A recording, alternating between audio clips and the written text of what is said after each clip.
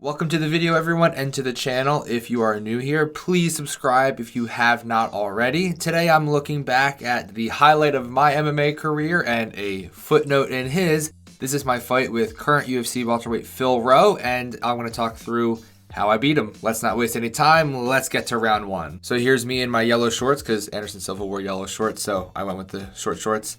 There's Phil Rowe, and basically coming into this fight, this was my first pro fight. I think he was like 1-1 or 2-1 at this point, and I didn't really know much about him. I knew that he was tall, and I'm going to pause for a second because I don't want to get too far ahead of myself. I knew that he was tall, which would be unusual because in my gym at this time, I was the tallest guy. I was tall for 155, and he was taller than me, and that was something that I thought maybe would happen. I thought that he might be taller. I didn't know that he would be this much taller. So the plan coming in based on when I saw him at the weigh-ins and he looked like he had skinny legs was I was going to chop at his legs, win the stand-up exchanges, and if I had to take him down, I would take him down.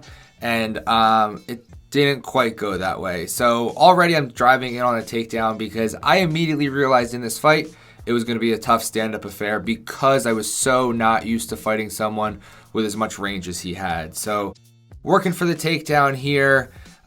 He's very strong. He's a strong dude. I know that he was not 155 the night of the fight. I mean, I wasn't either. I was probably like 170, 175, but I think he was in like the mid 180s. Good takedown here. I was happy about that. Let me move this bar. So I got on top. I was looking to ground and pound. You know, I was in a good position, and I always looked to make sure I was maintaining a good position before I started to attack or do damage. And I had him against the cage, not exactly where I wanted him because I didn't want him to use the cage to wall walk. So I'm trying to just maintain my position here. This is going to be the view we're going to have for this whole fight. The only reason we can watch this fight is because my cousin Patty is an absolute legend and still had the videos on his phone because you can't find this fight anywhere on the interwebs. But he worked back to his feet like I was afraid he would when he got his back to the cage. And now we definitely had some more stand-up exchanges. I can tell because I know myself, but I'm feeling like flustered. Like I can't reach this dude. He's so far away. I can't hit him. Usually I like to use my jab and use my kicks, but he's just landing when I can't land. And it's really frustrating me. And I'm just circling, trying to figure out the range, trying to figure out what's going on. Patty's thumb's in the way. Good job, Patty. He got it out of there. So at this point, I'm just like, all right, I'm taking this down. And you can see I'm just looking to set up my shots. I'm looking to keep him away because he can land from so far away. I don't want him to get close at all. Trying to find the range and trying to look for my opportunities to get the takedown. I think I shoot right here. Nope. Maybe. Nope. Here I come. There's the shot. Connect my hands. I'm just trying to use the cage, like push in for a springboard, pull back out and get the takedown. But he's defending pretty well. But ultimately, I do get the takedown. I end up on top. And from here, in MMA, when you're in someone's close guard, it's not a terrible position if you can be aware what they want to do from there. If you know the submissions they want to throw up from the close guard, you know the sweeps they want to try to work for. You can do a lot of damage from there, and that's all I'm doing right now is just trying to prevent him from attacking me. I'm trying to maintain the position, look for space to do damage, and that's what's happening right now. I'm landing. He's trying to wall walk. I'm trying to maintain the position. I don't want him playing a high guard. I just want to do damage from here, and that's what I'm looking to do. Keith Peterson, keeping a close eye. He did not smell like cigarettes or alcohol. But this is, I think, where we spend most of the fight, except for the third round, which, if I remember correctly, wasn't fun for me. But again, I'm just on top. I'm trying to maintain control. I'm trying to do damage. I'm not trying to rush it. I'm not trying to blow my load and burn myself out by attacking too much too early. I just want to stay here, and I just want to wear on him, wear him down. And that way, when we get back to the feet, if we get back to the feet, I've exhausted him as much as I can. I've done as much to drain his gas tank so that my repeated takedown attempts, which I'm already knowing I'm going to have to win this fight on the ground, will be slightly easier. Trying to land shots when I have the opening. I'm not looking to pass. Like you can see here, like I'm not doing anything to open his guard, to pass his guard. I just want to punch him in his face in his guard. And that's what I'm trying to do. He's trying to control my posture. He's trying to keep me from making space, because if you don't have space, you can't land shots. But we're doing this back and forth battle of he's trying to break me down. I'm trying to prevent him from breaking me down. I'm trying to posture up. And as soon as I posture up, I'm looking to land shots. I come up to my feet for a better control and more leverage. He's trying to scramble back to the feet, and I'm pretty sure I hit him with an illegal knee there. Keith Peterson comes in, separates us, and I don't remember exactly what he said, but I think it was like, don't do that again.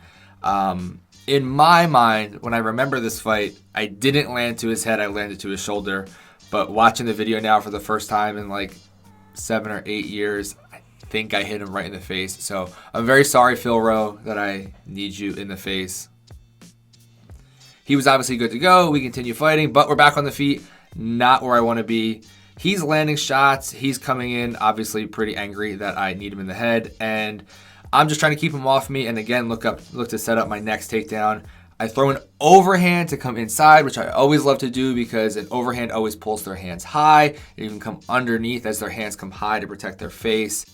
And right here is where I realize that I think I can take him down whenever I want to. I don't think he's going to have much to stop my takedowns, and that was kind of a theme for the rest of this round and the next one. He's working for a triangle here. He's working for some strikes from the bottom. I'm trying to do a good job of covering up. I escaped the triangle, and that's the round. I would say at this point, I won that round. I think I'm up 10-9, but I have a distinct memory of going back to my corner after this round and saying to my coaches, I don't think I can strike with this guy. I don't think I can stand up with him because he is so tall. I don't think that that's where I should be. I need to take him down. And that's what we agreed to do. We were going to go in the rest of the fight, take him down, and try to get him out of there on the mat. Now, jumping into the second round, we actually picked this video up. I think we missed like 15, 20 seconds of this round. But again, we're relying on Patty being an absolute legend and still having the video on his phone. So I will not complain that he missed 16 seconds of the round. But as you can see, I'm already pressuring him against the cage because I don't want to be in space and I don't want to stand up with him at all. Again, he's a little more fresh at the start of the round than he was at the end of the last one, so he's doing a good job defending my takedown. I think I landed a good shot there on the break. But again, now I'm just trying to stay inside, shoot for my double, connect my hands, take him down pretty easily. And again, we're back here in his closed guard.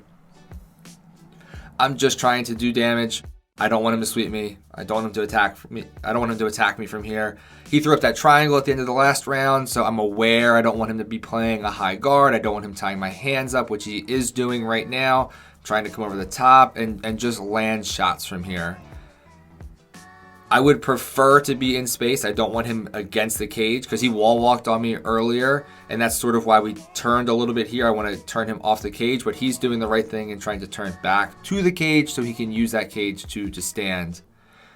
Again, more just shots from the top, looking for elbows, looking for damage. He wants to control the posture. I don't want him to. I'm landing to the body. Just these shots are not doing anything but winning points with the judges. When you see in an MMA fight someone throwing like little rabbit punches to the side of the body or just shots that you're like, I don't think that would hurt. It doesn't. It's not to hurt. It's not to do damage. It's literally just so when the judges are looking at this fight, they see he is just holding me down. I'm still punching him. They're just win points shots. I get up to my feet for some good posture, some good leverage, and land some good shots, I think. I think some of those glanced off him. Some landed. I think I'm doing a pretty good job here. I'd say that this round is all me so far. Foreshadowing. He is content to just stay in this position. You see right here, he's got this body triangle where he's just trying to control my posture. He's not trying to threaten. He's not trying to sweep or attack. He's just trying to control me there. Now he's trying to play like a high guard. Now he's trying to trap an arm. And I'm just trying to stay high and not let it happen. He goes under the leg. He's looking to sweep now. And again, I'm just trying to stay where I am. I'm not trying to make too much space that it can result in me getting swept or attacked. I'm trying to keep my hips covering his hips. He's now back to this body triangle, just trying to hold me in his guard, control the posture, and I'm just trying to land. I'm just trying to do damage from here. He doesn't want me to have the posture, but more elbows. I think I'm doing a pretty good job here. There's just something so satisfying about punching someone in the face when they're trying to attack you. You're on top, you know you're in control, you have to be careful, but You know you're winning. You know you're on top and landing shots. I know that I'm winning at this point in the eyes of the judges. Again, he's trying to get to the cage to wall walk. I'm trying to prevent that. More shots, more shots. He's trying to control the hands. He hits me with a good elbow there, and I will show you a picture at the end of what my face looked like because it was not pretty, and that elbow was one of the reasons why.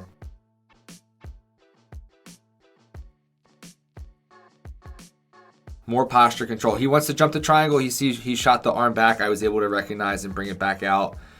Now he's trying to open his guard. He's trying to wall walk. He's trying to do whatever he can because I'm just controlling this position. He has not done anything minus that one elbow that's really going to steal the round from the judges, from me. And I'm just trying to stay here and just land as much as possible. I wish that I was more active in trying to pass his guard or trying to stand more. I wish that I wasn't so complacent in being in his guard, but it was these flurries right here that made me okay to be there because he would break me down. We'd posture fight for a minute, and then I would free my posture and I would land heavy, heavy, heavy shots, and then we repeat that process this whole round. Outside of that one elbow, I'm doing all the damage. So in hindsight, I wish I was a little more proactive trying to pass, but in the moment, I felt like I'm winning this fight. I'm beating this dude up bad. I'm winning. Why am I going to change it? And this, I think, if I remember correctly, this is about to be why. He threatens and he comes out to my back. So this is obviously not where I want to be, and I'm going to pause for 1 second. I have this problem. I had this problem in MMA, and I have this problem in jiu-jitsu, and I think a lot of people have it, where if I'm in a bad position for even a second, I panic a little bit, and my brain is like, well, you're losing. The judges think you're losing. You're losing the fight. He's got your back. You're losing. I'm not worried he's going to choke me. I trust my back defense, and I'm hard to choke from the back, but immediately my brain panics, and immediately I'm like, you got to get out of here. You got to get out. You got to get out. So I don't remember exactly what happened, but I remember that feeling. So I try to go belly down. I'm in turtle. He's trying to control. He wants to land shots. Again, I'm just trying to defend. I want to roll through, and I go for the leg. Pause for a second. That's why I wear my leg lock shirt, because this is the first of 2 leg lock attempts, which I guess is a spoiler alert that this one doesn't work, but live left leg lock. Available now in the shop, linked below. So I used the heel hook attempt to try to escape, and that's the end of the round. I still think I won that round, despite him having my back for a brief second, but I'm still insecure, like maybe I lost that round because he had my back, but I know the result and I know that I won. But that is something I still deal with, like in jiu-jitsu, and I hate that feeling of, for 1 second, I'm in a bad spot and I panic. But in this fight, I think that I am up 20-18. I think I've won 2 rounds to 1, so we'll go to the third. Patty got the full round. Legend again. I really don't want to exchange with him, and I think I make a mistake here. Yeah. So the mistake I made here, I don't think this round is very good for me. And again, I'll show you the picture after the fight of why it wasn't very good for me. But this is a mistake that I made where I was too confident in my takedown abilities. I said earlier in this video, I felt like I could take him down whenever I wanted. I felt like that he didn't have anything for my takedowns. And this was a lazy shot because I was just like, all right, I'll just take him down. And I didn't, and he ended up on top. So if you've ever done jiu-jitsu with me, if you've ever rolled with me, you know that I like half guard. I have a good half guard, and that's sort of where I am now. Half guard is not a good spot for jiu-jitsu it's not a good spot for MMA, because of things like this. If you get flattened out, you can get hit in the face a lot. If you get flattened out in jiu-jitsu, you can just work back up as long as you prevent the pass to side control. Like, half guard still works. But in MMA, it's not the best, especially with a guy who's really good at jiu-jitsu and much bigger and stronger like Phil Rowe. So I'm still in half guard, I'm flattened out, and he's just trying to do damage from here, just like I did to him. And he probably knows at this point he needs to finish me in order to win the fight. He probably knows he's down 2 rounds to 1. So he does a good job of beating the hell out of my face. So right now I'm flat, I'm underneath the leg, you can see right here. I'm going to try to use this to make space and elevate, but he's got me flattened out against the cage and he's doing damage.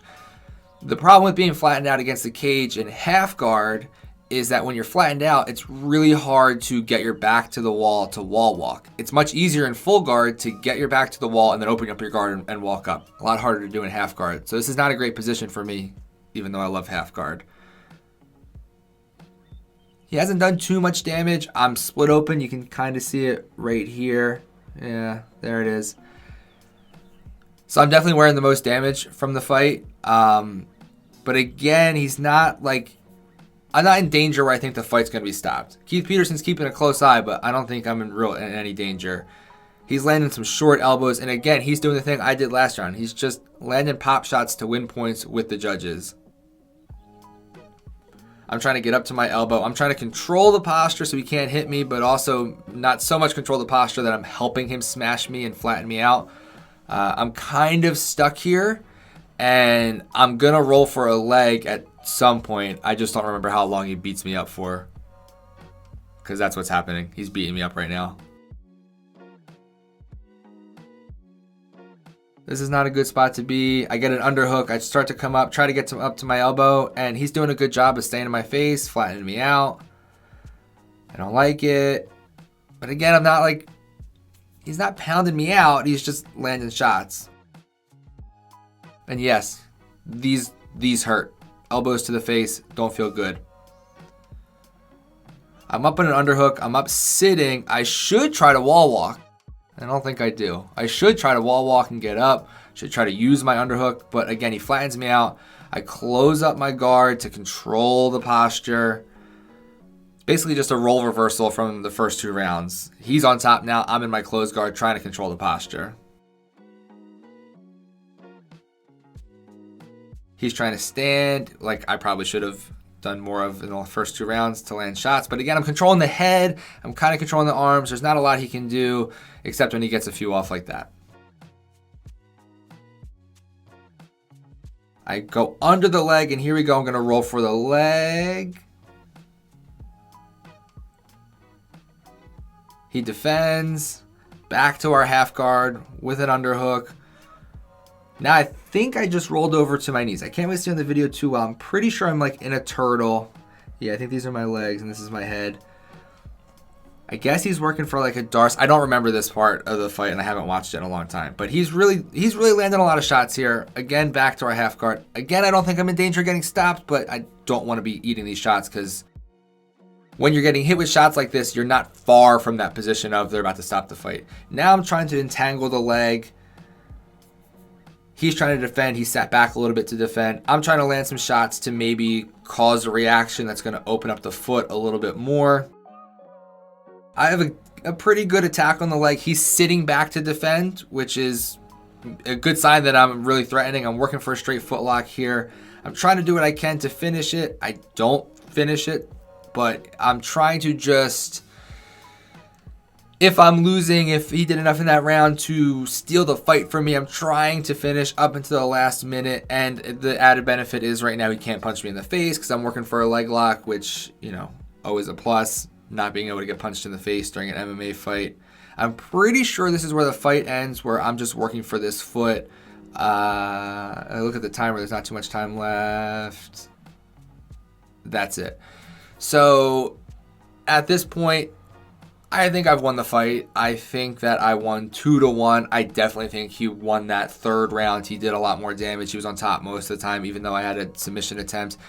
It wasn't really close to finishing. It was just a self-defense, almost leg lock attempt to stop him from hitting me in the face. And I mean, that worked. He didn't hit me in the face. That's me beating current UFC welterweight Phil Rowe. Anytime Phil Rowe fights, which he either... Whenever I decide to put this video out, he's either fighting tomorrow or he fought yesterday. It'll depend what time I put this out. I hope he becomes a UFC champion because by MMA math, that means that I would be a UFC champion because we all know how reliable MMA math is. And after this fight, I had a few more fights where then I broke my arm, had to retire from fighting, had 4 surgeries. If you've been subscribed to the channel, you know the whole story. He's gone on to make it to the UFC. He's done grappling matches against Gordon Ryan. Someone commented on a video recently that I should do a rematch with Phil Rowe and the winner gets his spot in the UFC. And I know that they were joking because I know it was a teammate of mine who wrote that comment. He would destroy me. I mean, he's still a professional fighter. He's in the UFC. He's one of the best guys in the world. And I'm not an MMA fighter anymore. I would love to have a jiu-jitsu match against Phil Rowe. So if Phil Rowe, if you are watching this, or if someone who knows Phil Rowe is watching this, let him know that we should do a jiu-jitsu match because I don't think he can pass my guard. He would definitely beat me up in an MMA fight. He's definitely had the better MMA career. And this video is not to take anything away from his career, but it is the highlight of my career that I've beaten someone who has then went on to make it to the UFC, and maybe he'll be a champion one day. But Phil Rowe, let's do a jiu-jitsu match. But that's it. At this point, I'm now 1-0 as a professional. How the rest of the story plays out, you know most of it, but I'll show you some of the fights, so make sure you're subscribed to the channel so you don't miss any of those videos. Thank you so much for watching all the way to the end. You are a legend, just like Patty is a legend for having the videos still on his phone, so thank you to Patty. I appreciate you all watching, and I will see you all in the next one.